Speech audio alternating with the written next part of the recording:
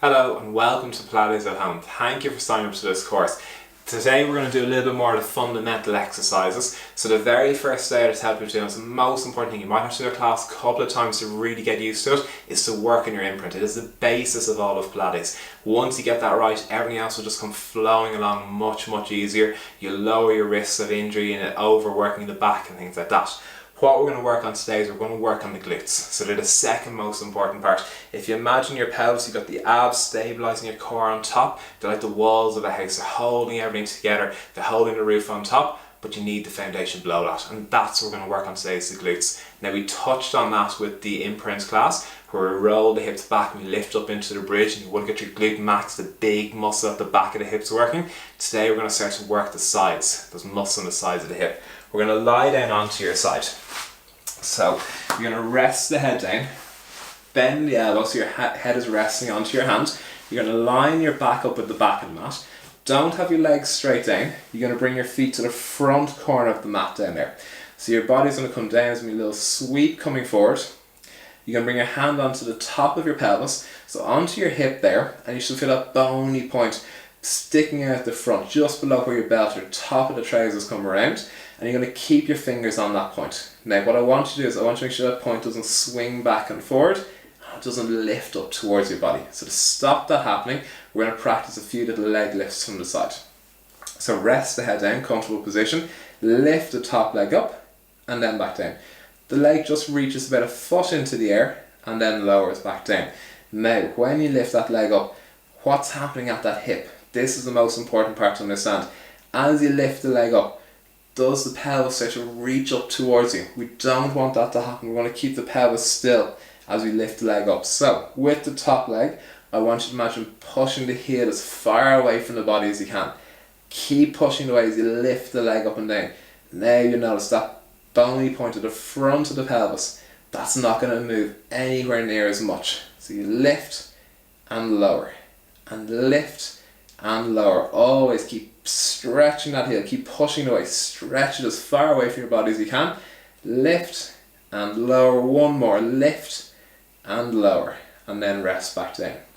So now we're starting to isolate the glute med and the glute min on the sides of your hip here, and we can get them activated. We're not using our obliques higher up to try to pull your pelvis up. Everything is coming from the hip joint, and it's moving from here. Next one we're going to do, so we stabilise the hips from moving up and down. We want to stabilise them from moving forward and back. So again, staying on this side, back is lined up with the back of the mat, little sweep forward the hips, your feet go down towards the front of the mat, head is resting down, hands onto the hip here. We're going to lift the top leg up about 6 inches, and you're going to draw small little circles. Now, it might be very circular at the start, but you're going to work on that bit by bit. You'll find it might be a little bit more star-shaped or square or something else, but we're going to start to work on drawing those circles nice and round to begin with. Once you get good at that and you're comfortable with that, think about what's happening here at the pelvis again. As you move your leg back and forward, is your hip rolling back and forward with it? It shouldn't be. The hip should stay still.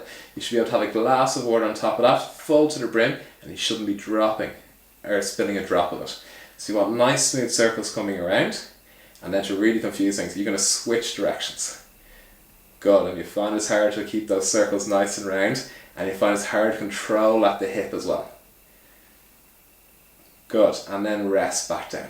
So the main thing here is you start with the quality of those circles. You get them going around and around and around, keeping the circles nice and small and tight. They don't have to be too big, but then the next thing you want to do is focus on keeping that pelvis still, really rock solid.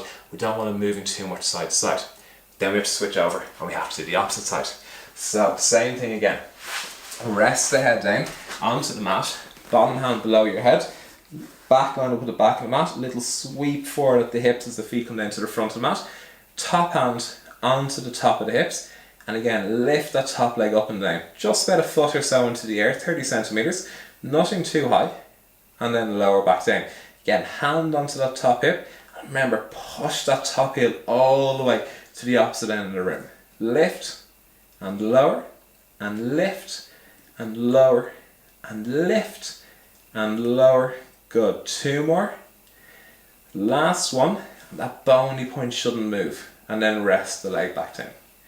Next, we're going to draw our little circles. We're going to make sure the hips don't roll back and forward, side to side. So again, same thing, hand onto the hips there, fingers onto a bony piece of the front, just below the top of the shorts, trousers, below the belt, whatever you have on. So keep the hand there, lift top leg 6 inches, and draw those small circles. And remember, the first thing you want to do, make sure those circles are round.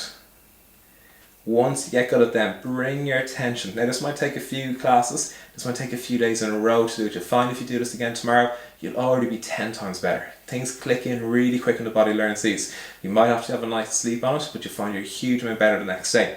So when you're drawing these circles here, you want to be watching for the hips coming back and forward. As the legs come forward and back, you want to keep the hips still. All that moves is the thigh and the foot below that. So all that movement comes from the thigh and the hip joint, and the pelvis here stays rock solid. Some nice little round circles coming around.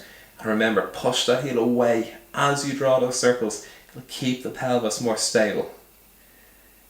And then you can switch directions if you haven't already, and go the opposite direction. The legs are getting heavy now, but all the time, focus here, and then rest back down, and have a rest.